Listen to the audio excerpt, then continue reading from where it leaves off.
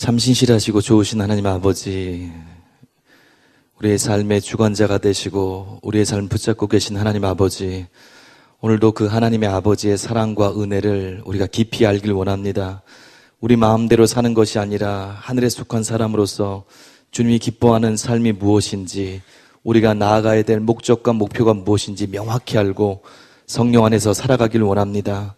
하나님, 오늘도 은혜가 필요합니다. 우리의 마음 눈이 더 활짝 열리는 은혜가 필요합니다. 무엇이 중요한지, 어디를 향해 가야 되는지, 주님이 얼마나 놀랍고 아름다운 분인지 우리 눈이 활짝 열려서 보게 하시고 반응하게 하시고 주를 닮게 하여 주시옵소서. 주님의 말씀 앞에 섭니다. 지혜와 계시형 성령님 함께 하셔서 말씀을 통해서 주님을 계시하여 주시옵소서. 예수님의 이름으로 기도합니다. 아멘. 오늘은 마태복음 주의 설교 21번째 시간으로 마태복음 20장 말씀을 함께 살펴보기로 하겠습니다. 마태복음 20장 말씀은 지난주에 살펴보았던 마태복음 19장과 함께 그동안 가버나움을 중심으로 예수님께서 갈릴리에서 사역을 하셨어요. 근데 그것이 마치신 후에 최후의 사명을 감당하기 위해서 예루살렘으로 향하십니다. 그리고 그 여정 가운데 있었던 일이 마태복음 19장과 20장에 있는 내용들입니다. 이제 예수님께서 아시는 거예요. 이제 내가 세상에서 제자들과 함께 할 시간이 얼마 남지 않았구나. 그래서 이때도 예수님께서는 모든 것을 다 동원하셔서 제자들에게 귀중한 교훈을 주십니다. 무엇을 가르치세요? 하나님께 속한 사람들은, 제자들은 세상과 다른 가치관을 갖고 반드시 살아야 된다는 것을 가르쳐 주세요. 그래서 19장에서 어떤 얘기가 나옵니까? 결혼과 이혼에 대해서 세상 사람들과 다른 가치관을 갖고 살아가야 된다고 말씀하고 있어요. 또 자기의 힘과 능력을 의지해 살아가는 사람들이 아니고 어린아이같이 항상 하나님을 의지하고 하나님께로 나아가는 겸손한 자가 반드시 되어야 된다고 말씀하십니다. 그리고 세상 사람들과 똑같이 재물을 추구하고 의지하고 사는 사람이 아니라 모든 소유가 하나님께 진짜 속해 있음을 알고 주님을 따르는 것을 방해하는 것들을 내려놓고 주님을 따르는 자, 그 사람들이 바로 그리스도인, 오늘날로 얘기하면 하늘에 속한 하나님의 사람들이라고 말씀하고 계세요. 여러분, 그리스도인이 어떤 사람입니까? 심령이 새로워진 사람이에요. 심령이 새로워지고 완전히 다른 것들을 보고 있는 사람이에요. 그래서 그리스도인이라고 하면서도 세상과 비슷한 삶을 산다? 그러면 눈이 열리지 않고 변화되지 않은 거예요. 분명히 세상과 완전히 다른 목표와 목적을 가지고 사는 사람들, 이 땅에 발을 붙이고 살지만 하나님 나라에 주님과 동행하는 사람들, 그 사람들이 그리스도인입니다. 만약에 그리스도인이라고 하면서도 하나님과 재물을, 또 하나님과 명예를, 또 세상 관심을 똑같이 겸해서 추구하고 있다, 그러면 정신을 차려야 되는 거예요. 그게 주님이 말씀하신 길이 아니에요. 주님이 마태복음 처음부터 끝까지 제자를 불러놓으시고 산상수훈부터 마태복음 19장 저번 주까지 봤던, 또 오늘 봐야 될 말씀까지, 또 끝까지 계속해서 이것을 말씀하고 계십니다. 이제 20장 말씀을 살펴보길 원하는데요, 19장까지 계속해서 참다운 제자에게를 가르쳐 주셨어요. 20장에서도 계속해서 제자들에 대해서 교훈하십니다. 먼저 조금 긴 부분인데 1장 1절부터 16절까지 함께 말씀을 천천히 읽겠습니다. 시작. 천국은 마치 포도원에 들여보내려고 이른 아침에 나간 집주인과 같으니 그가 하루 한 데나리온씩 품꾼들과 약속하여 포도원에 들려보내고 또 제3시에 나가보니 장터에 놀고 서 있는 사람들이 또 있는지라. 그들에게 이르되 너희도 포도원에 들어가라. 내가 너에게 상당하게 주리라 하니 그들이 가고 제6시와 제9시에 또 나가 그와 같이 하고 제11시에도 나가보니 서 있는 사람들이 또 있는지라. 이르되 너희는 어찌하여 종일토록 놀고 여기 서 있느냐. 이르되 우리를 품꾼으로 쓰는 이가 없음이니이다. 이르되 너희도 포도원에 들어가라 하니라. 저물매 포도원 주인이 청지기에게 이르되 품꾼들을 불러 나중 온 자로부터 시작하여 먼저 온 자까지 싹쓸 주라 하니 제11시에 온 자들이 와서 한 데나리온씩 먼저 온 자들이 와서 더 받을 줄 알았더니 그들도 한 데나리온씩 받은지라. 받은 후 집주인을 원망하여 이르되 나중 온 이 사람들은 1시간밖에 이르지 아니하였거늘 그들을 종일 숭호하며 더위를 견딘 우리와 같게 하였나이다. 주인이 그 중에 한 사람에게 대답하여 이르되 친구여, 내가 내게 잘못한 것이 없노라. 내가 나와 한 데나리온의 약속을 하지 아니하였느냐. 가자, 나중에 온 이 사람에게 너와 같이 주는 것이 내 뜻이니라. 내 것을 가지고 내 뜻대로 할 것이 아니냐. 내가 선함으로 내가 악하게 보느냐. 이와 같이 나중된 자로서 먼저 되고 먼저 된 자로서 나중되리라. 아멘. 포도원 품꾼의 비유라고 정했습니다. 19장 27절에 보니까 부자 청년이, 그 이하에 보니까 부자 청년이 재물을 내려놓지 못하고 예수님을 따르지 못하는 것을 본 베드로가 예수님께 나와서 질문하지 않습니까? 예수님, 우리들은 부자 청년과 다르게 모든 것을 버리고 예수님을 따랐습니다. 우리에게 무엇을 주시겠습니까? 그렇게 질문한 장면이 나옵니다. 그때 이 질문에 대해서 예수님이 뭐라고 말씀하세요? 하나님의 나라에서 너희가 영생과 함께 놀라운 칭찬과 상급을 받게 될 것이다. 그렇게 말씀하세요. 좋은 말씀을 해주세요. 그렇지만 한 가지를 기억해라. 그것이 뭐냐면 하나님의 나라의 보상마저도 은혜로 주시는 것이므로 절대로 공로의식에 빠지면 안 된다. 그러면서 30절에서 이렇게 말씀하십니다. 그러나 먼저 된 자로서 나중되고 나중된 자로서 먼저 될 자가 마르니라. 저번 주에 오신 분 기억나시죠? 그렇게 말씀하셨어요. 그리고 연결되는 부분이에요. 이게 따로 떨어져 있는 부분이 아니고요.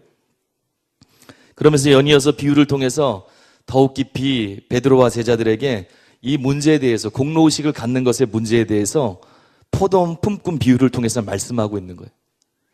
마태복음, 이 비유는 마태복음에서 나옵니다. 어떤 비유나 어떤 이야기가 공간복음 전체에 나오는 것도 중요하다고 그랬어요. 꼭 그렇진 않지만 거의 그렇습니다. 또 때로 마태복음이나 다른 곳 한 곳에서만 나오는 것, 그것도 의미가 있어서 그렇게 나오는 거예요. 이 비유는 마태복음에서만 나옵니다. 어떻게 시작되고 있어요? 천국은 마치 무엇과 같으니, 마태복음 13장의 천국 비유 전형적인 형태로 시작됩니다. 또한 이 비유의 배경이 있어요. 이스라엘 포도 추수하는 그 배경을, 그 상황을 배경으로 갖고 있습니다. 팔레스타인 지역 가면 포도철이 9월 달이라고 그래요. 거기 포도가 그래도 유명하잖아요. 9월 말경이라고 합니다. 그런데 9월 말이 조금 지나면 바로 장마가 시작돼요. 우리나라랑 우기, 건기가, 날짜가 그 지역이 다르기 때문에 다릅니다. 그래서 9월 말에 포도를 추수하는데 조금 지나면 장마가 오는 거예요. 그러니까 어떤 일이 있을까요? 포도철이 굉장히 바쁜 거예요. 하루속히 따지 않으면 안 되는 거예요. 그러니까 어떻게 합니까? 우리나라도 요즘 그렇지만 품꾼을 쓰는 거예요. 하루 종일 품꾼을 쓰기도 합니다. 더 필요하면 몇 시간이라도 품꾼을 쓰는 거예요. 그래서 그런 배경에서 나온 비유입니다. 1절과 2절에 보니까 집주인이 직접 밖에 나가 포도원 품꾼을 구합니다. 집주인은 이른 아침에, 이스라엘 시간 이른 아침 하면 6시라고 생각하시면 돼요. 여기 3시 하면 6을 플러스하면 됩니다. 이른 아침이 6시예요. 보통 6시부터 시작해서 저녁 6시까지 12시간 일했다고 그래요. 아침 6시에 밖에 나가서 그 시대의 하루 품삯인 한 데나리온을 주기로 약속하고 품꾼을 포도원으로 들여보냅니다. 또 3절에서 4절 보니까 제3시에, 즉 제3시면 몇 시일까요? 9시겠지요? 9시에 장터에 놀고 있는 사람들을 데려다가 포도원 품꾼으로 데려옵니다. 여기 4절에 보니까 주인이 그들에게 내가 너에게 상당하게 주리라 약속하는 부분이 나와요. 상당하게 하니까 어떤 생각이 듭니까? 넉넉하게, 많이 이렇게 생각되잖아요. 물론 이 한 데나리온 주는 것, 또 여기 이렇게 주는 것 부족함이 없게 주는 거예요. 근데 여기 상당하게라는 뜻이 뭐냐면 디카이올이라는 말인데 무조건 많이 준다는 의미가 아니라 공정한, 정당한 이런 뜻이에요. 내가 너에게 공정하게 주겠다.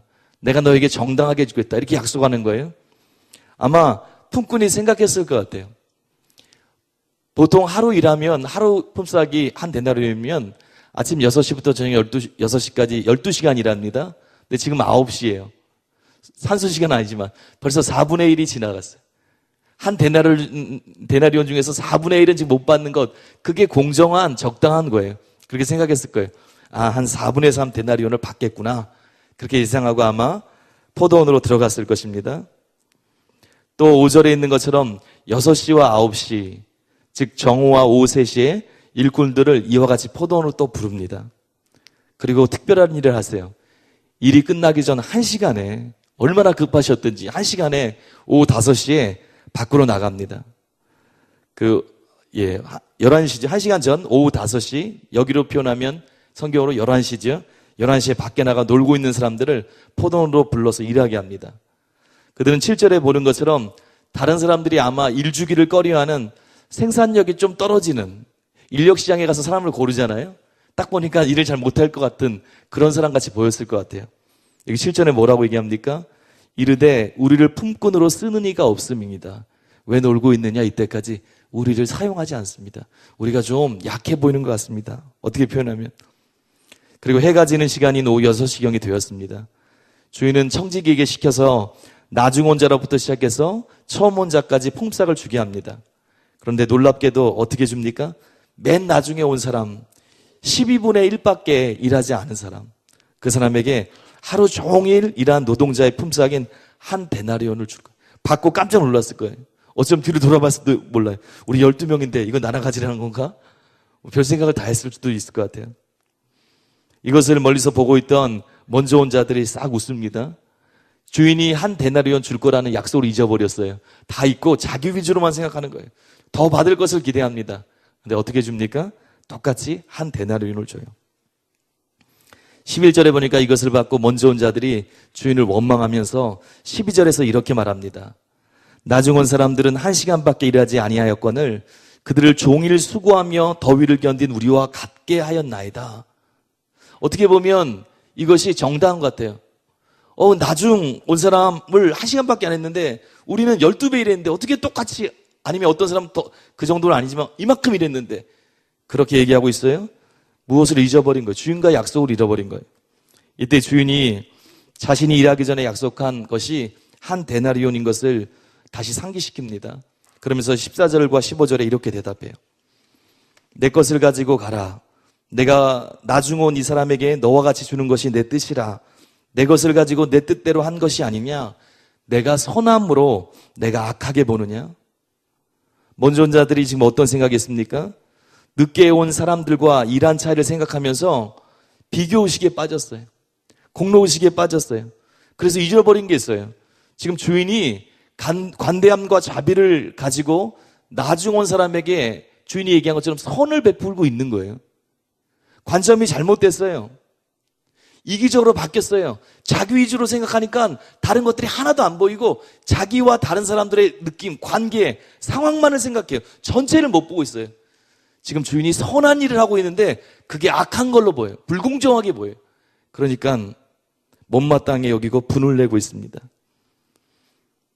누가 생각납니까? 누가복음 15장의 탕자의 비유에서 둘째 아들이 돌아왔을 때 첫째 아들이 아버지가 용서하고 자비의 마음을 가지고 둘째 아들을 받아들여요.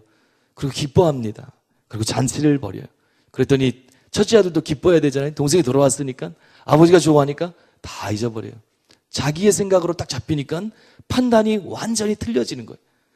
불만이 일어납니다. 불평하기 시작하는 거예요. 그 첫째 아들 같아요. 또한 먼저와 하루 종일 일하던 종들의 모습이 마치 모든 걸 내려놓고 제일 먼저 와서 예수님의 사역에 누구보다 앞장섰던, 그래서 큰 보상을 기대했던 마태복음 19장 27절 이하의 베드로의 모습 같습니다. 나는 기대했는데, 내가 수제자인데, 내가 첫 번째 반응했는데, 내가 다 버렸는데. 그렇게 보여요? 이 비유는 제자들에게 하나님 나라의 원리가 세상의 원리와 하나님 나라가 세상의 원리가 그대로 적용되는 나라가 아니라 하나님의 절대적인 은혜와 자비가 적용되는 나라임을 인식시키고 있습니다. 여러분, 하나님의 나라는 이처럼 공로의식과 이기심과 경쟁의식이 지배하는 나라가 아니에요. 사랑과 자비와 은혜가 지배하는 나라예요. 여러분이 어디에 속해 살고 있는지 모르겠어요? 하나님의 나라는 공로의식과 이기심과 경쟁의식이 있는 거야. 그런 속이 아니에요. 사랑과 자비와 은혜가 있는 나라예요. 한번 보세요. 우리가 그걸 입었습니다. 구원에 있어서도 처음에 주님을 따랐던 사람뿐만 아니라 잘 아시는 것처럼 예수님 십자가를 지실 때 마지막 순간에 회개했던 십자가 우편 강도. 만약에 저들로 따지면 이 사람은 천국은 안 되고 지옥에 가는데 심한 벌만 안 받게 하는, 너 강도였지? 그렇지만 조금 봐줘서 지옥에 가면 좀 덜 아프게 해줄게. 그 정도로 해줄 것 같아요. 근데 그게 아니에요. 내가 오늘 나와 함께 낙원에 있을 것이다. 구원을 주는데도 마지막 회개한 사람까지도 주님께서 영생을 주시는 것, 그런 자비의 나라예요. 제자들을 부르실 때 보십시오. 세상적으로 뛰어난 사람들, 이스라엘에서 가장 뛰어난, 예루살렘에서 가장 뛰어난 12명을 딱 1번부터 12번까지 하나님 아들 예수님이 딱딱딱딱 찍는 게 아니에요. 누구를 고릅니까? 마치 11시에 1시간 전에 아무도 써주지 않아서 빈둥거리고 있던 사람 같아 보이는, 세상 기준으로 하면 어부들과 세리를 불러 제자 삼으신 나라입니다. 또 주님을 따를 때 주시는 구원과 상급도 보세요. 우리의 희생과 정비례 하지 않습니다. 내가 한 만큼 주님이 은혜를 주신다면 우리는 못 삽니다. 우리가 대단히 봉사하는 것 같고 주님의 사명을 위해서 헌신하고 평생 사는 것 같지만 우리의 한 일 따라서 주님의 은혜를 베푼다? 그러면 그건 심각한 거예요. 주님이 어떻게 베푸세요? 마태복음 19장 29절 보니까 또 내 이름을 위하여 집이나 형제나 자매나 부모나 자식이나 전토를 벌인 자마다 여러 배를 받고 또 영생을 상속하리라. 지난주에 말씀드렸어요. 여러 배, 그게 100배라는 뜻이라고 말씀드렸습니다. 주님께서 어떻게 주세요? 넘치게 주시는 분이에요. 하나님의 마음에서 시작된 하나님의 나라는 하나님의 자비와 은혜의 통치가 있는 나라입니다. 거기에 여러분과 제가 지금 소속되어 있고 살고 있는 거예요. 용서에 대해서도 보세요. 우리가 진심으로 회개하면 1만 달란트 빚진 자가 용서받은 것처럼 그렇게 큰 죄도, 세상에서 어떤 죄라도 좀 용서하세요. 한 번뿐만 아니라 수백 번, 수천 번, 수만 번까지도 우리가 진심으로 회개하면 주님이 용서하는 나라예요. 처음부터 끝까지 아버지의 자비의 마음, 공의는 있지만 그 밑에 깔려있는 게 무엇입니까? 하나님의 자비와 은혜가 계속 흐르는 거예요. 그게 하나님의 나라의 통치 원리입니다. 그걸 알라는 거예요. 이런 은총화에서 사는 하나님 나라의 백성들이 맡겨준 사명을 감당하면서 감사함으로 사역해야 돼요. 하나님을 섬기며 사랑으로 주위의 사람들을 바라보는 것, 그것이 마땅한 거예요. 근데 그게 아니라 공로의식과 비교의식에 빠지면 어떻습니까? 이기심을 가지고 모든 것을 바라봐요. 더 높아지려고 해요. 합당하지 않다. 불공정하다. 그렇게 빠져버려요. 아무리 하나님 뜻대로 돌아가도 내가 이 하나님의 마음을 잃어버리면, 하나님이 나한테 어떻게 해줬는지를 잃어버리면 어떻게 됩니까? 완전히 눈이 바뀌어버려요. 이거 잘못됐다. 우리 같이 주변에 있는 사람, 이 사람 잘못됐다. 저기도 잘못됐다. 교회도가 잘못됐다. 그렇게 잘못 볼 수가 있어요. 이기심을 가지고 더 높아지려고 하고 더 많이 소유하려고 한다면 어리석고 불의한 것입니다. 이 예수님께서 16절에 결론적으로 이렇게 말씀하세요. 한번 같이 읽어볼까요? 16절 시작. 이와 같이 나중된 자로서 먼저 되고 먼저 된 자로서 나중되리라. 여러분과 제가 감사와 겸손의 마음 없이 공로의식을 가지고 주님을 따른다면 비록 객관적으로 하나님 나라를 위해서 많은 것을 포기하고 수고한 자들이라 하더라도 마지막 때 하나님 섰을 때 보잘것없는 자, 나중된 자로 서게 될 것입니다. 반대로 비록 남들이 주목하지 않을 수 있어도 중심으로 하나님의 은혜에 감사하고 감사함으로 사랑과 겸손을 가지고 바른 동기를 가지고 하나님을 섬기고 또 많은 영혼들을 사랑하면서 그렇게 따랐다면 먼저 된 자, 즉 주님께서 칭찬하시고 높이시는 사람들 가운데 서게 될 것입니다. 태도가 중요하다는 거예요. 중심이 중요하다는 거예요. 시각이 중요하다는 거예요. 내 중심, 내 마음이, 동기가 예수님을 진짜 닮아야 된다는 거예요. 그럴 때 달라지는 거예요. 우리는 우리의 신앙생활에 동기와 다른 사람에 대한 중심의 태도를 점검해야 됩니다. 하나님으로부터 한량없는 용서와 사랑을 받았어요. 그런데 만약 아직도 이기심에 잡혀서 남과 비교하면서 욕심과 이기심을 가지고 사역하고 남을 판단하고 있다면 그것은 정말 누추하고 어리석은 행동일 거예요. 우리가 그럴 수 있어요. 그래도 목사님, 아니 주님, 내가 내 것을 다 내려놓고 주님을 따랐지 않습니까? 얼마나 훌륭합니까? 그걸 주장할 수도 없어요. 왜? 마땅한 거예요. 당연한 겁니다. 마태복음 13장 44절에 뭐라고 나와 있어요? 감추인 보화의 비밀이 있어요. 비유 있잖아요. 전국 비유. 내가 밭을 갈다가 보화를 발견했어요. 이 보화를 얻기 위해서 이 한량없는 너무 놀라운 보화를 얻기 위해서 내가 갖고 있는 것을 내려놓는 거예요. 이것은 대단한 게 아니라 마땅한 겁니다. 당연한 겁니다. 하나님의 사랑을 알았어요. 그분의 십자가를 알았어요. 그분의 부활을 통해서 성령을 통해서 새 생명을 주는 걸 알았어요. 하나님의 나라를 알았어요. 이 땅에 그런 거 없습니다. 비교할 수 없는 거예요. 그걸 알았다면 마땅히 내 목숨도 내가 중요하게 여기는 세상의 우선순위도 내려놓고 쫓아가는 것, 그게 대단한 희생이 아니라 당연한 것입니다. 그래서 우리는 어떤 희생을 해도 하나님께 하나님 보십시오, 나 이만큼 했습니다. 어리석은 거예요. 너무너무 어리석고 아직도 철이 안 든 거예요. 그런 게 아닙니다. 여러분 혹시 우리가 이것을 읽고 내가 주님을 위하여 어떤 사역, 희생, 봉사를 했는데 나를 이렇게 대할 수 있나? 저 사람이 뭐라고 저 사람은 세우고 나를 알아보지 못하고 이렇게 대하는 것인가? 내가 언제부터 이 교회에 와서 봉사하고 섬기고 희생했는데 나를 지금 온 다른 사람들과 똑같이 대우하는가? 그런 생각이 올라올 때가 있다면 그러지 않겠지만 혹시라도 사단이 그런 생각을 올라오게 한다면 단칼에 잘라버려요. 그래야 돼요. 사단아, 옳지 않다. 주님의 은혜 앞에 나를 하나님이 어떻게 대하시고 나에게 어떻게 하셨고 하나님 나라가 얼마나 보배로운지를 내가 안다면 이런 마음을 갖는 거 부끄럽고 옳지 못한 생각이다. 여러분 우리는 모두 한 사람도 예외 없이 1만 달란트 빚을 탕감받은 종들입니다. 하나님의 한량없는 사랑과 은혜를 입은 자예요. 따라해보세요. 공로의식이 아니라 주님께 감사하는 마음을 가지고 기쁨으로 섬기며 살아가야 합니다. 여러분 이것이 제자의 길입니다. 이것이 마땅한 길입니다. 이제 두 번째 단락으로 넘어가겠습니다. 17절부터 19절입니다. 17절부터 19절 말씀 함께 읽겠습니다. 시작.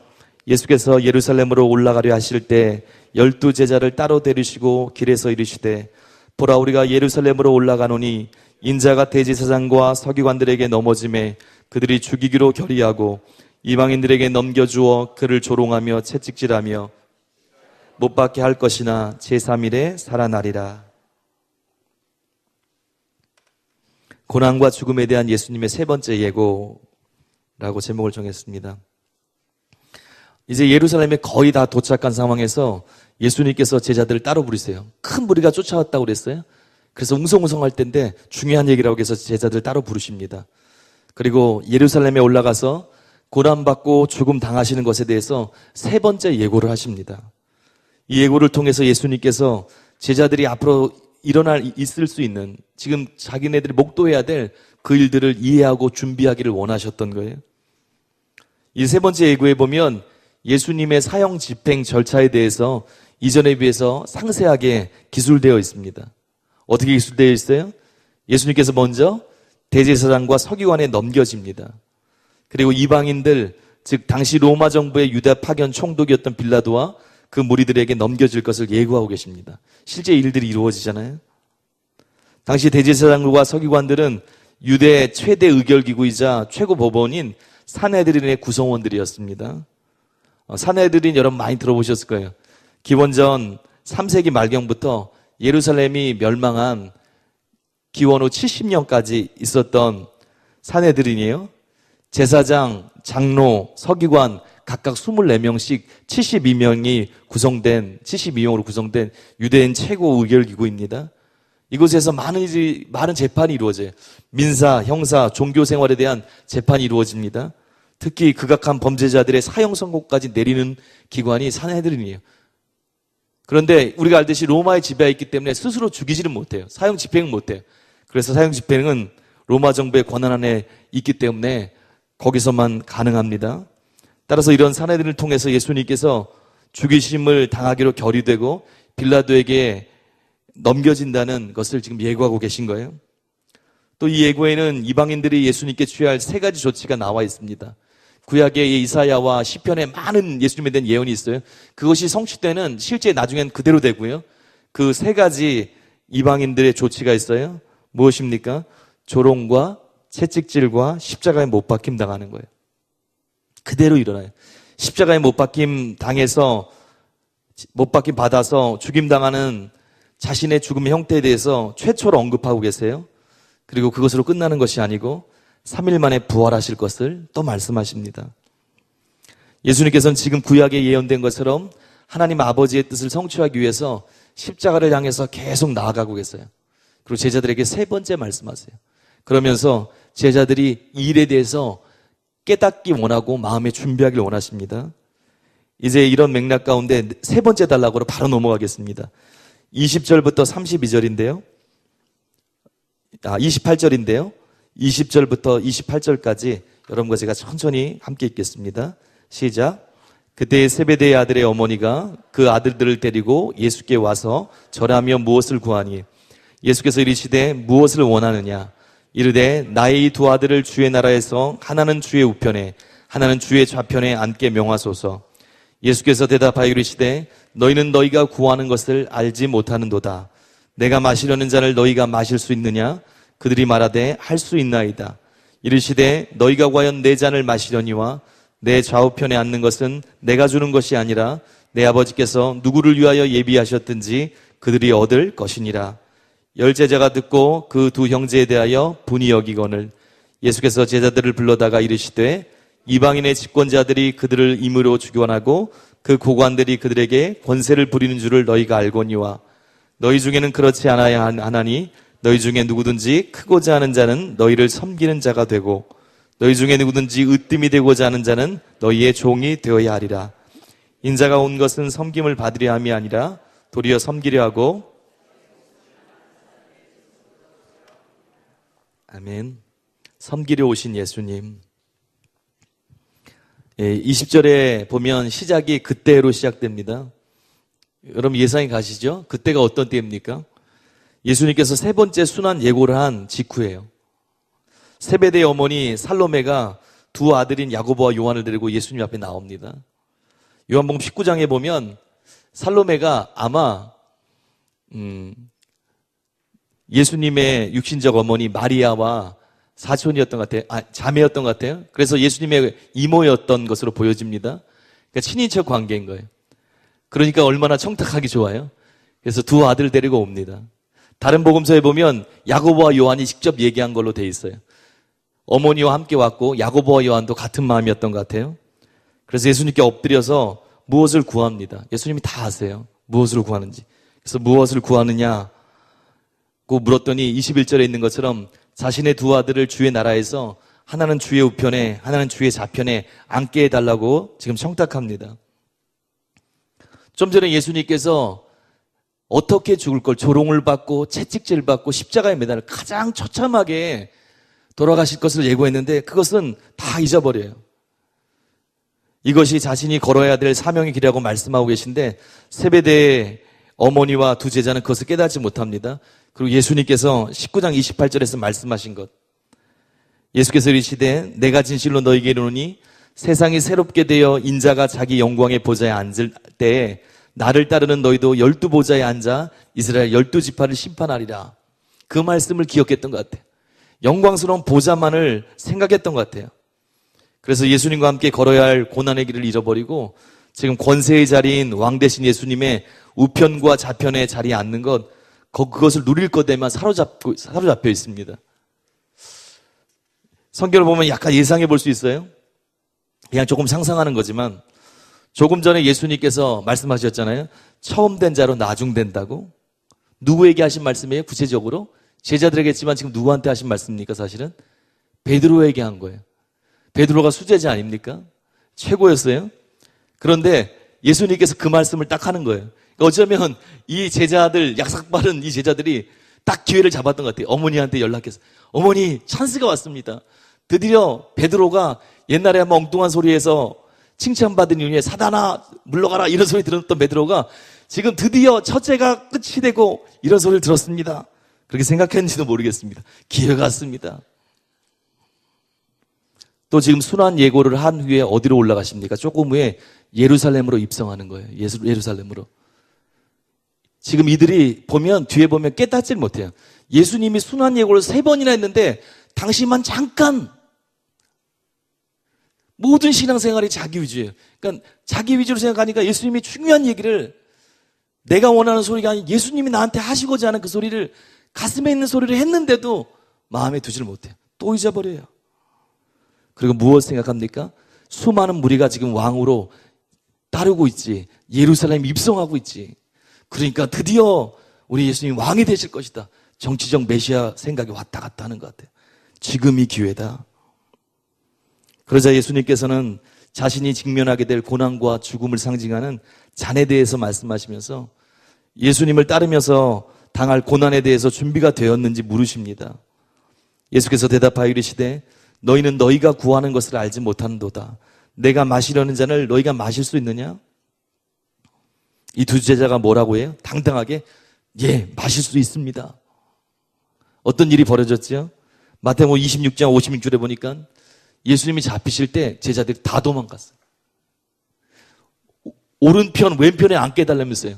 마실 수 있습니다. 무슨, 나는 베드로가 똑같아요. 다 버릴지언정 나는 죽더라도 못 버립니다. 우리가 우리를 잘 몰라요. 준비가 안 된 것도 잘 몰라요. 당당히 그걸 모르면서 자기의 미래, 조금의 미래도 모르면서 당당히 주님 앞에 이야기합니다. 이때 예수님께서 23절에서 예수님의 우편과 좌편 자리는 그들의 행동의 결과로 정해지는 것이 아니라 하나님의 권한에 속한 것이라고 말씀해 주세요. 그러나 이런 어처구니 없는 자리에 대한 관심을 24절 보면 야고보와 요한 두 제자만의 문제가 아니었던 것 같아요. 24절에 뭐라고 나와 있습니까? 열 제자가 듣고 그 형제에 대하여 분이 여기거늘. 분이 여기다는 뜻이 그냥 조금 분노하는 게 아니라 몹시 괴로워하는 거예요. 시기심으로 인해 도무지 참지 못하고 몹시 괴로워하면서 붕괴한다는 뜻입니다. 지금 막 이를 막 갈고 있는 거예요. 막. 좀 죄송한 표현이지만 지금 현재의 표현으로는 뚜껑이 열렸다. 그거예요. 완전히 뚜껑이 열렸어요. 너무 힘들어하는 거예요. 막 어쩔지를 모르는 거예요. 지금 왜 열 제자들이 이렇게 분노하고 있습니까? 아마도 두 제자가 예수님의 순환에 대한 예고를 이해하지 못한 것으로 인해서가 아니라 왜 그렇죠? 자기들을 제쳐주고 저 어린 녀석들이, 요한은 또 나이가 어렸잖아요. 저 어린 녀석들이 우리를 제껴두고 첫째, 둘째 자리를 앉으려고 어머니를 대동하고 저런 약삭 빠른 녀석들. 속으로 뭐라고 생각했을 것 같아요? 내가 먼저 했어야 되는데 쟤들이 빨랐구나. 똑같은 생각을 하고 있는지 몰라요. 이 모습을 보시면서 예수님께서 얼마나 답답하셨을까요? 3년 넘게 그들과 동고에 동락하면서 모든 걸 다 보여주셨어요. 지금 십자가를 지기 위해서 사명의 길을 가고 있는 바로 직전에 조금 후에 잡히세요. 이 제자들을 고와 같이 버려두는 것 같은 느낌이 있을 거예요. 성령님이 나중에 오시지만 안타까운 마음이 있어요. 부모와 같은 마음이 있어요. 너무너무 마음을 다 쏟고 있어요. 근데 전혀 못 알아들어요. 그들을 부르셨습니다. 그러면서 말씀하세요.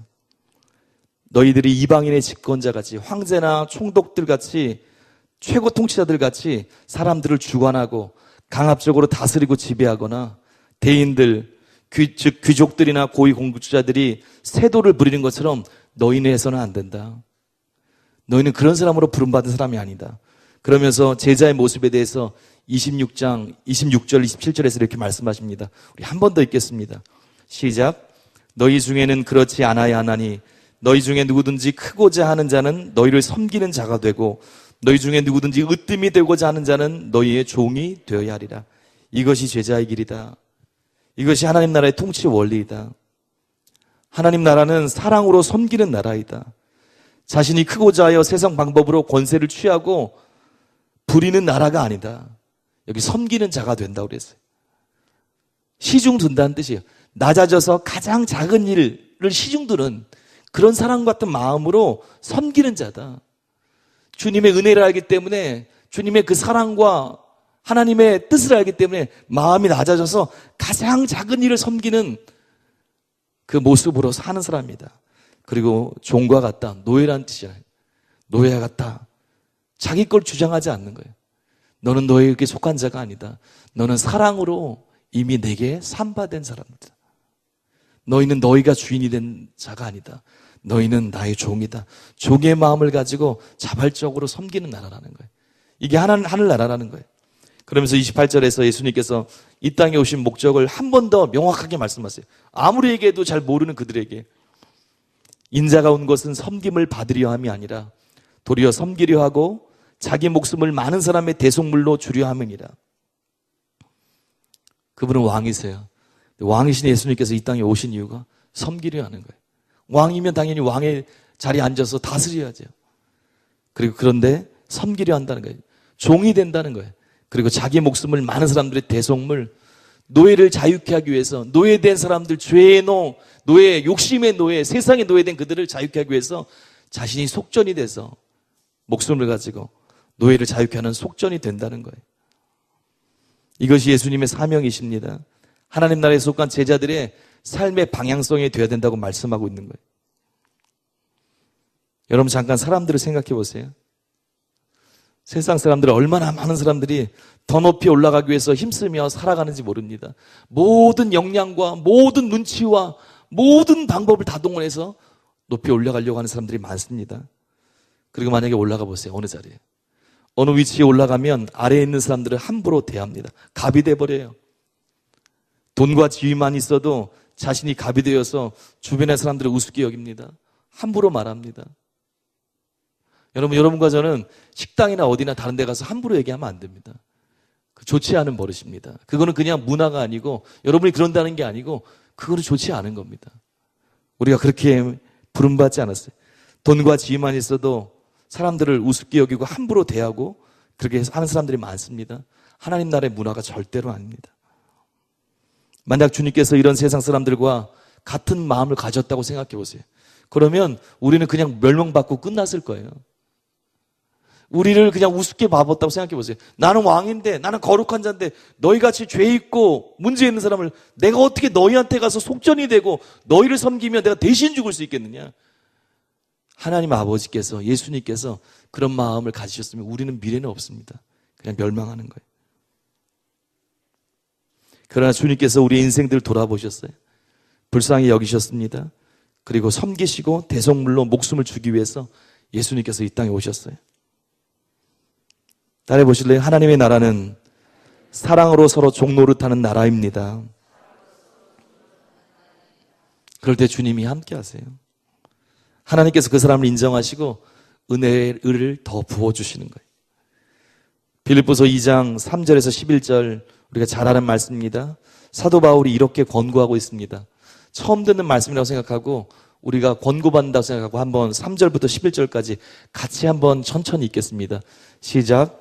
아무 일에든지 다툼이나 허영으로 하지 말고 오직 겸손한 마음으로 각각 자기보다 남을 낮게 여기고 각각 자기를 돌할 뿐더러 또한 각각 다른 사람들의 일을 돌보아 나의 기쁨을 충만하게 하라. 너희 안에 이 마음을 품으라. 곧 그리스도 예수의 마음이니 그는 근본 하나님의 본체시나 하나님과 동등됨을 취할 것으로 여기지 아니하시고 오히려 자기를 비워 종의 형체를 가지사 사람들과 같이 되셨고 사람의 모양으로 나타나사 자기를 낮추시고 죽기까지 복종하셨으니 곧 십자가에 죽으심이라. 이러므로 하나님이 그를 지극히 높여 모든 이름 위에 뛰어난 이름을 주사 하늘에 있는 자들과 땅에 있는 자들과 땅 아래에 있는 자들로 모든 무릎을 예수의 이름에 꿇게 하시고 모든 입으로 예수 그리스도를 주라 시인하여 하나님 아버지께 영광을 돌리게 하셨느니라. 여러분 우리의 모습도 돌아봐야 됩니다. 우리가 세상 사람들의 모습을 닮았는지 아니면 주님의 형상을 실제로 닮아가고 있는지 돌아봐야 됩니다. 우리의 삶 속에서 또 우리의 중심이 겸손하고 온유하신 주님을 닮아가야 돼요. 그리고 사랑으로 서로 섬기는 그 모습이 실제로 나타나야 됩니다. 이제 마지막 네 번째 단락으로 가겠습니다. 네 번째 단락 29절부터죠. 29절부터 34절인데요. 여러분과 제가 함께 읽겠습니다. 시작. 그들이 여리고에서 떠나갈 때 예수께서 지나가신다함을 듣고 소리질러 이르되 주여 우리를 불쌍히 여기소서. 다윗의 자손이여 하니 무리가 꾸짖어 잠잠하라 하되 더욱 소리질러 이르되 주여 우리를 불쌍히 여기소서. 다윗의 자손이여 하는지라.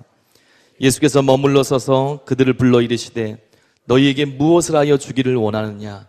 이르되 주여 우리의 눈뜨기를 원하나이다.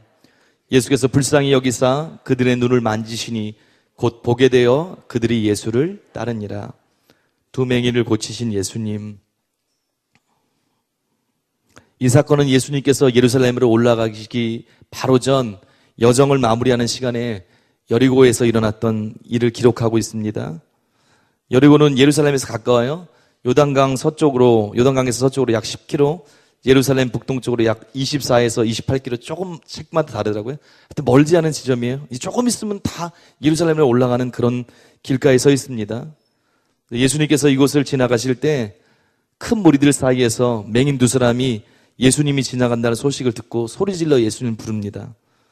무리가 꾸짖어 잠잠하라고 하지만 여기 있는 것처럼 다윗의 자손이여 우리를 불쌍히 여겨달라고 더욱 소리질러요. 여러분 누가복음과 마가복음 보면 맹인 숫자가 몇 명입니까?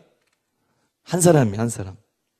한 사람이 소리질렀다 나옵니다. 마가복음 10장에 가면 발음도 잘 안 되네. 마가복음 10장에 가면 누구예요? 바디메오라고 나와요. 그런데 아마도 두 사람이었던 것 같습니다. 두 사람 중에 바디메오가 목소리가 더 컸던 것 같아요. 아니면 예수님과 대면했던 주로 두 사람이 다 동시에 스테레오처럼 막 얘기할 수는 없을 거 아니에요? 한 사람이 대표로 얘기했던 게 바디메오 같습니다. 하여튼 마태복음 치유기사에 보면 두 사람 치유한 것들, 두 사람을 치유하거나 자유케 한 기사들이 많이 나옵니다. 32절에 보니까 예수님께서는 이들의 부르짖음에 가시던 길 걸음을 멈추십니다. 그리고 저들을 불러 저들의 소원대로 그들의 눈을 만지사 눈을 고쳐주십니다. 지금 예수님을 따르는 무리들이 있어요. 그 무리들의 생각에는 어떻습니까? 지금 예수님께서 드디어 오랜 사역을 마치고 예루살렘 중심의 핵심에 지금 입성하고 계시는 거예요.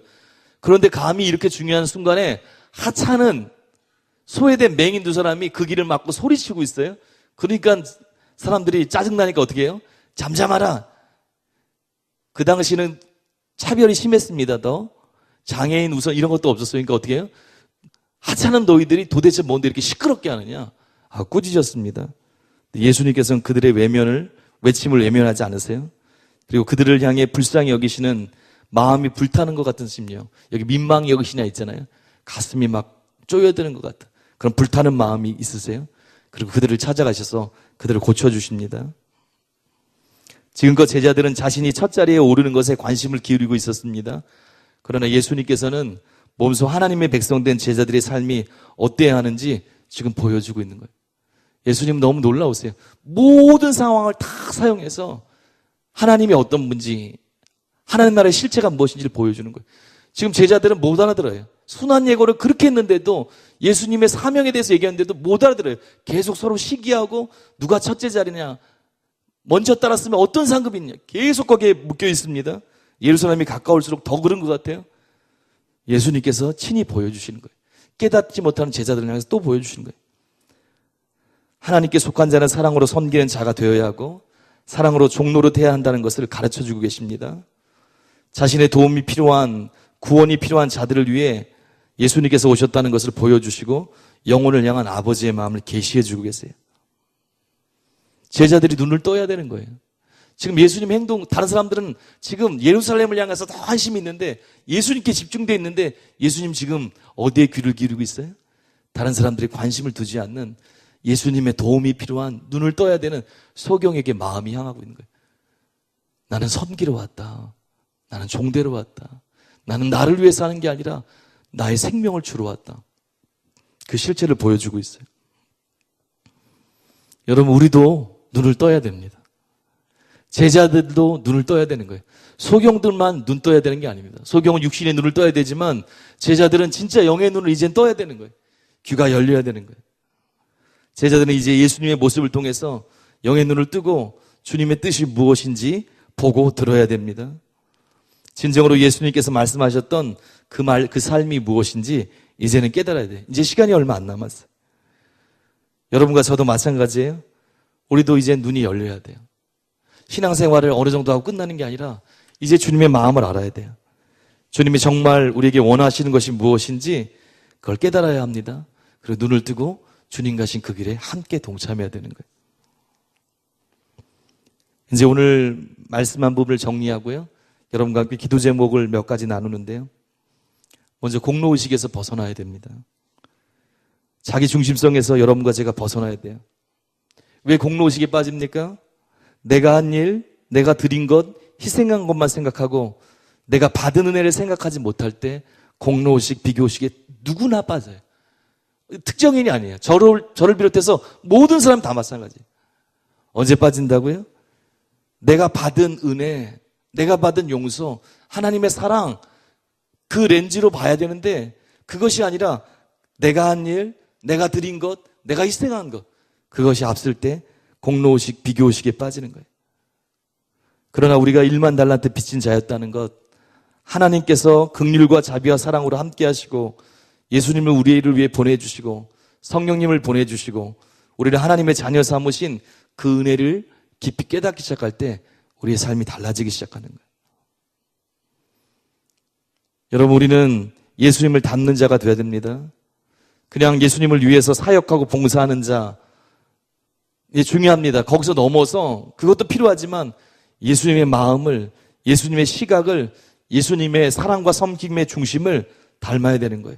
그럴 때 주님이 함께 하시는 거예요. 그럴 때 정말 여러분과 제가 세상의 빛과 소금의 역할을 하는 거예요. 그럴 때 그 사람이 지나갈 때 영적인 파장과 영향력이 있는 거예요. 오늘 기도할 때 하나님의 은혜를 기억해야 돼요. 하나님이 나를 어떻게 용서했는지, 여기까지 이끌어 주셨는지, 얼마나 어려움 가운데 날 건지셨는지, 그걸 기억할 때 주님의 은혜에 대해서 감사함으로 살 수 있는 거예요. 그래서 내 것을 주장하는 것이 아니고 하나님을 위해서, 영혼들을 위해서 어떻게 살까, 어떻게 주님과 동행할까, 그렇게 내 심령이 바뀌는 겁니다. 그리고 내가 받은 은혜와 자비에 감격해서 그렇게 주님께 살 수 있는 거예요. 이 시간 우리가 기도하기 전에 찬양을 함께 드리고 기도하기 원합니다. 여러분 잠깐만 눈을 감아보세요. 오늘 조금 일찍 끝났거든요. 다른 때보다. 여러분 잠깐만 눈을 감아보세요.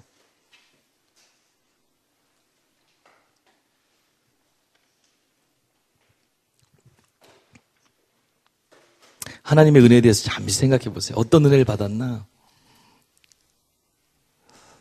아니면 혹시 제자들처럼 주님이 주셨던 은혜에 대해서 내 마음에 아무 남는 게 없는가? 그냥 내가 받았던 은혜들은 당연한 거고 그냥 시간은 지나갔고 지금 내가 당하고 있는 어려움들, 다른 것만 내 마음에 그냥 남아있는가? 주님의 은혜가 우리 가운데 계속 부어져야 되는 거예요.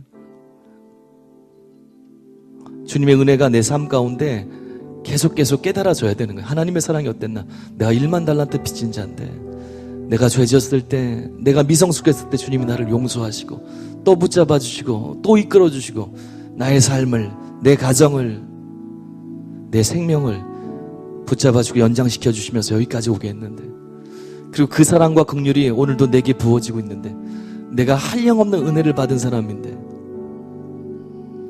성령님 나로 깨닫게 하셔서 제자들처럼 예수님과 가장 가까이 있으면서도 예수님의 행하신 많은 기적을 봤으면서도 예수님의 속마음을 모르는, 그리고 자기의 것만을 주장하는 그런 신앙에서 벗어나서 이제는 좀 철이 든 성숙한 신앙으로 계속 나아가길 원합니다. 주님의 은혜에 감격하게 하시고 주님의 마음을 담고 품게 하여 주시옵소서. 우리 함께 나를 지으신 이가 하나님, 하나님의 은혜라, 우리 그 찬양하고요, 그 다음에 기도하는 시간 갖겠습니다.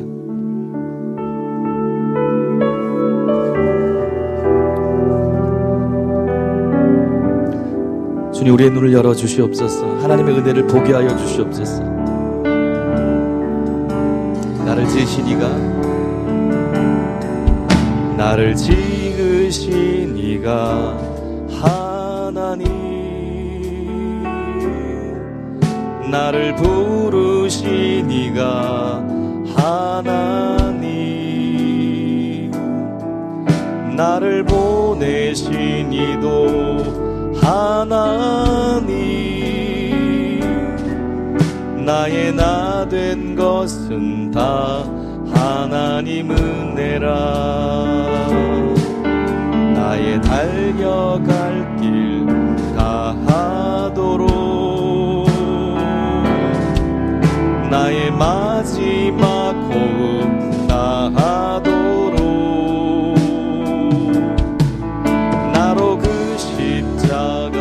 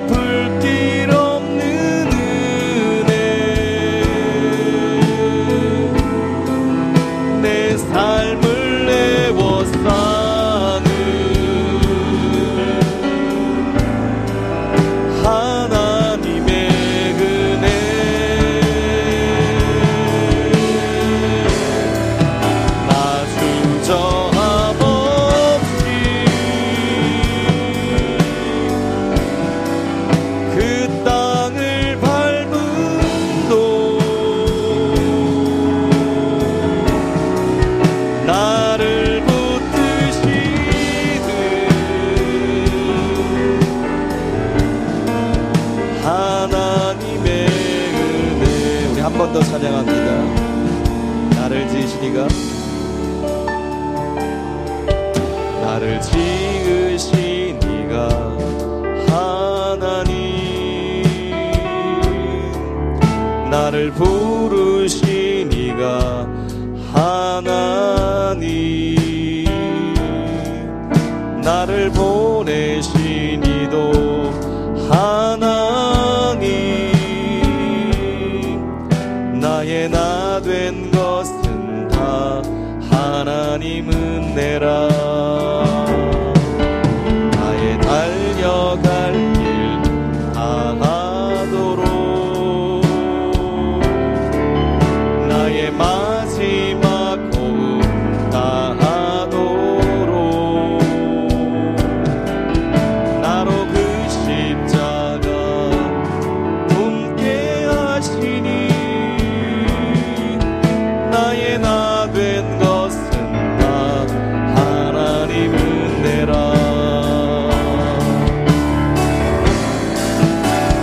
한량없는 은혜, 갚을 길 없는 은혜,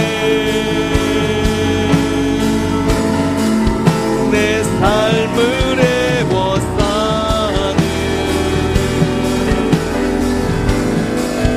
하나님의 은혜.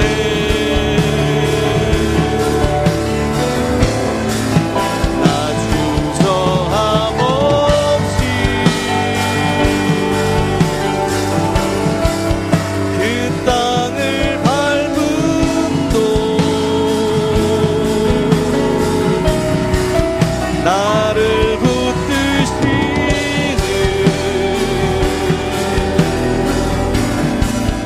하나님의 은혜. 한량없는 은혜, 주님 눈을 여소서.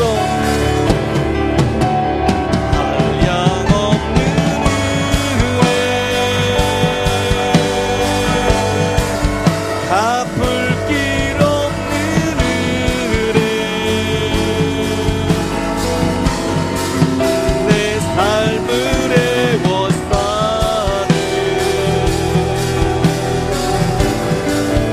하나님의 은혜.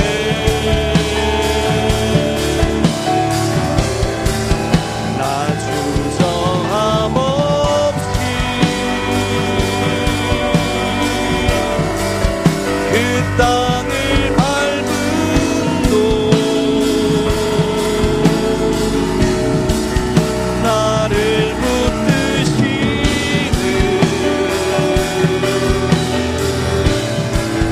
하나님의. 마지막으로 한 번 한량없는 은혜, 한량없는 은혜,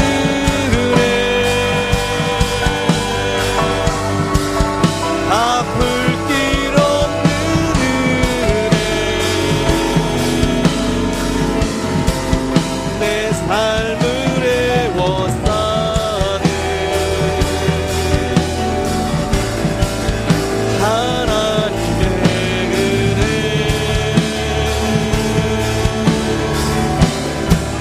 나 주저함 없이 그 땅을 밟음도, 나를 붙드시는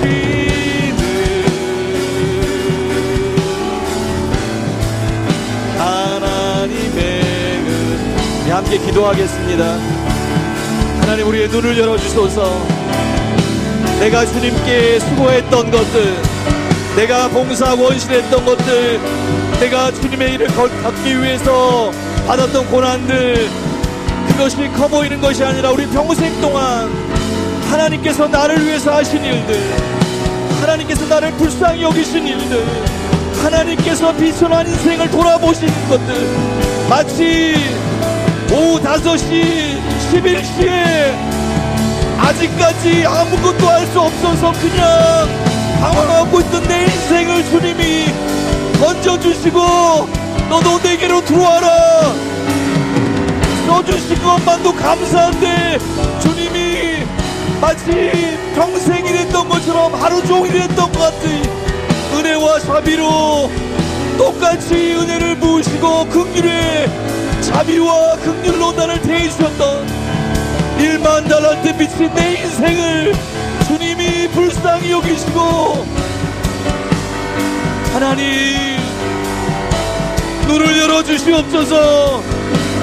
내가 감히 하나님께 하나님 이것이 잘못됐습니다, 하나님 왜 나를 돌보지 않으십니까? 어떻게 그런 소리를 하겠습니까? 나는 주님의 은혜로 눈이 열려서 밭에 감추어진 보화를 발견하고 그냥 내가 가진 작은 것을 팔아 그것을 샀을 뿐입니다. 하나님 내 삶에 비교의식과 공로의식이 죽을 때까지 절대로 자리잡지 않게 하시고 내가 이만큼 헌신했는데 내가 이만큼 희생했는데 어떻게 예수님의 십자가 앞에서 내가 그럴 수 있겠습니까? 만입이 있은들 내가 그 입 다가지고 그 크신 은혜를 찬양할 것입니다. 나를 불러주신 하나님, 나같이 아무것도 아닌 사람을 불러서 하나님을 증거하는 사람으로 삼으시다. 하나님, 내 중심성, 이기심, 비교의식이 아니라 하나님의 은혜에 대해서 눈을 뜨고 하나님의 자비에 대해서 귀를 열게 하소서. 하나님의 긍휼에 대해서 마음이 높게 하시고 1만 달란트 빚진 내 인생을 위해서 예수님께서 대속제물이 되신 것,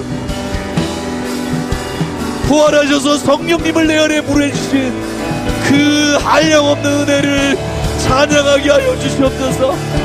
그 크신 하나님의 사랑을 찬양합니다. 나와 우리 성도들이 일평생 이 은혜에 붙잡힌 받게 하여 주시옵소서.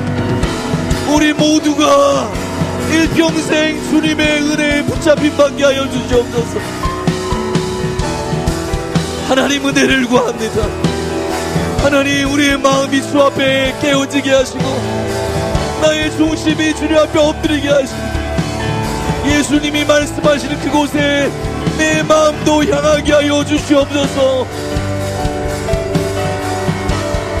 세상의 시각으로 사는 게 아니라 나의 이기적인 시각으로 사는 게 아니라 내가 평생 주님을 따랐고 내가 평생 주님께 예물을 드렸고 내게 맡겨준 사명을 소홀히 않았다고 그렇게 주님 앞에 주장하는 것이 아니라 하나님 어떻게 내 평생 이렇게 놀라운 은혜를 부어줄 수 있겠습니까?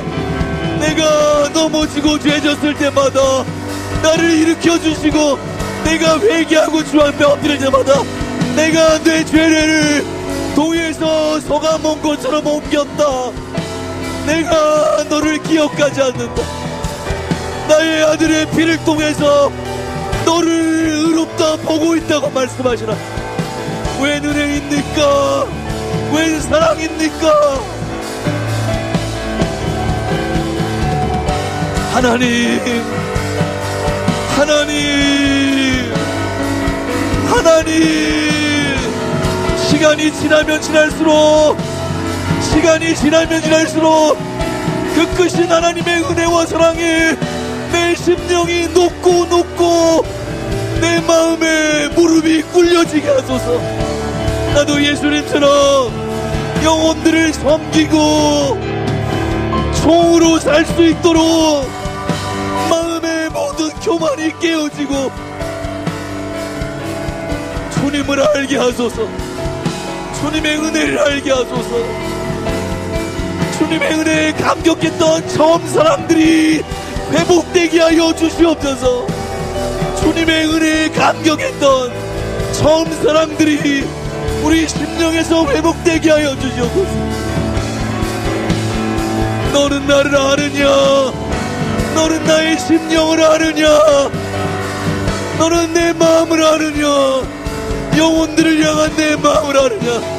너도 이와 같이 하라고 말씀하신 하나님, 내가 너를 긍휼히 여겼던 것처럼, 내가 너희들을 목숨을 다해 사랑한 것처럼 너도 내 주위의 영혼들을 이렇게 사랑하라고 말씀하신 하나님, 하나님 우리를 치료하소서. 주님 우리를 고치소서. 주님 우리를 만지소서. 내 속사람을 만지소서. 조금의 공로의식도 절대로 없을 수 있도록 내 눈이, 내 귀가, 내 심장이 주님의 자비와 주님의 긍휼과 주님의 십자가 앞에 무릎 꿇게 하소서. 원망이 사라지게 하시고, 비교의식이 사라지게 하시고, 이기심이 깨어지게 하시고, 종의 마음, 사랑의 동기, 섬김의 마음이 강물처럼 흐르게 하소서. 예수님이 친히 보여주셨던, 나는 저들의 신음을 듣고 있다. 내 귀는 저들의 신음에 귀를 기울이고 있다. 나도 예수님을 닮게 하소서. 말로만이 아니라 진짜 예수님을 닮게 하소서. 예수님이 걸어가신 그 길을 나도 걷게 하여 주시옵소서. 오늘 주님께 내 마음을 깨뜨립니다. 오늘 주님께 내 마음을 깨뜨립니다. 주님 오셔서 내 마음을 수술하소서. 제자들이 영적인 소경이었던 것처럼 나도 영적인 소경일 때가 있습니다. 하나님의 사랑을, 예수님의 은혜를 보지 못하는 나도 영적인 소경일 때가 있습니다. 주님, 내 눈을 밝히 열어주시옵소서. 하나님의 그 사랑과 자비와 긍휼에 내 마음이 녹게 하여 주시고, 감사와 찬양과 경배와 헌신이 내 심령에서부터 올라오게 하소서. 내가 너를 불렀다. 내가 너를 진리의 자리로 불렀다. 내가 나를 사랑의 품으로 불렀다. 11시에 헤매고 있었던 내 인생을 내가 불러서 너를 나의 사람으로, 내가 너를 나의 자녀로 삼았다 말씀하시는 주님, 주님의 나라 갈 때까지, 아니 영원토록 하나님의 은혜에 감격하는 삶을 살게 하소서.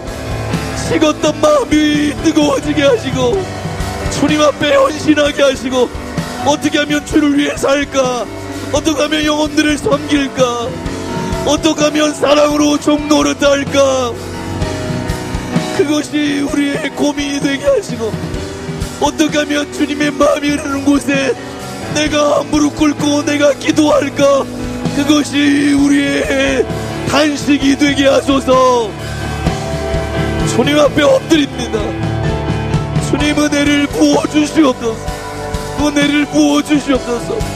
모일 때마다, 주의 말씀을 들을 때마다 하나님이 어떤 분인지, 하나님의 은혜가 어떤 은혜인지 우리의 식은 마음을 녹이고 굳은 마음을 깨뜨리고 부드럽게 하고 주님 앞에 엎드리게 하여 주시옵소서. 오늘도 은혜를 구합니다. 오늘도 은혜를 구합니다.